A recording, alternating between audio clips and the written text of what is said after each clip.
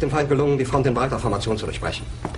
Im Süden hat der Gegner Zossen genommen und stößt auf Stahnsdorf vor.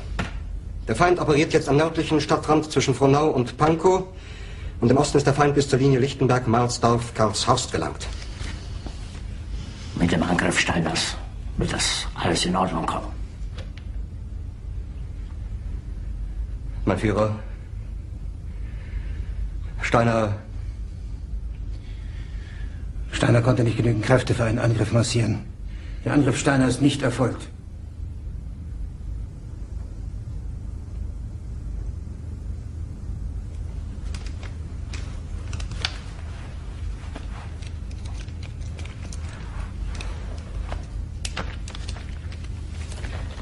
Es bleiben im Raum Keitel, Jodl, Krebs und Burgdorf.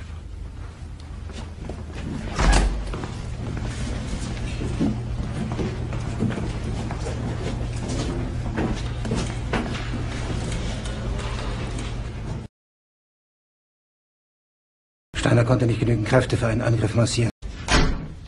Das war ein Befehl! Der Angriff Steiners war ein Befehl! Wer schickt Sie? Dass Sie es wagen, sich meinen Befehl zu widersetzen! So weit ist das also gekommen. Das Militär hat mich belogen! Jeder hat mich belogen, sogar die SS! Die gesamte Generalität ist nichts weiter als ein Haufen niederträchtiger, treuloser Feiglinge! Mein Führer, ich kann nicht zulassen, dass die Soldaten, die für Sie verbringen... Nicht als Feiglinge! Verreiter, Versager! Mein Führer, was Sie da sagen, ist ungeheuerlich! Die Generalität ist das Geschmeiß des